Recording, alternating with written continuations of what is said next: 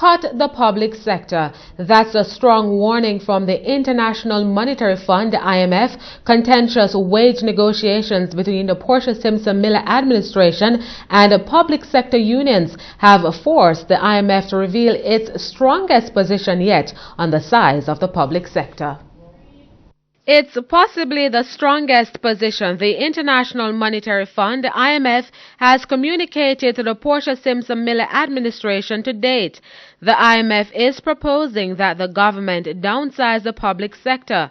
The multilateral's position comes as the government engages public sector workers in what has been a contentious round of wage negotiations, and the IMF is offering its take on the matter. The IMF recommends that the government transitions to a smaller civil service with focus on modernizing the public sector.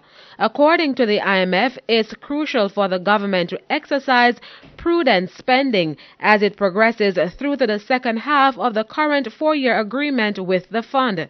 More interestingly, the IMF argues that the government's wage bill of $165 billion set at the start of 2015 is too large.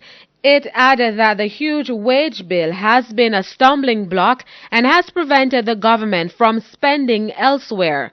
Under the four-year extended fund facility with the IMF, Jamaica agreed to reduce its wage bill to 9% of GDP by the end of fiscal year 2016-2017, a position the government had to renegotiate with the IMF to facilitate the ongoing wage discussions.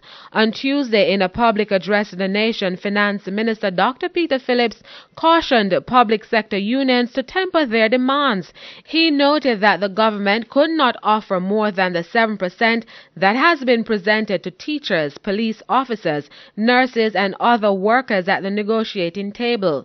Dr. Phillips warned that any further increase could drive up the country's debt and place the economic reform program off track. He insisted that the wage bill had to be curtailed and the government would not borrow more to pay workers.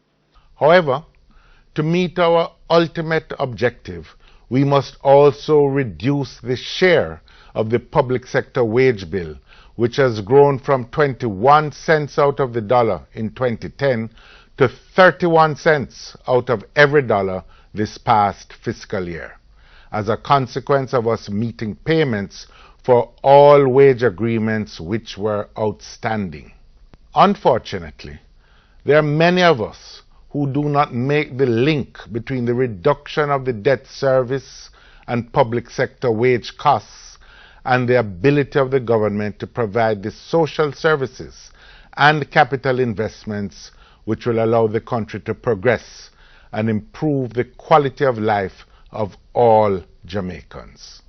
The latest revelation by the finance minister has left workers contemplating their next move. Several unions, including the Jamaica Teachers Association, JTA, and the Jamaica Association of Local Government Officers, JALGO, will be meeting over the course of the weekend to decide their next course of action.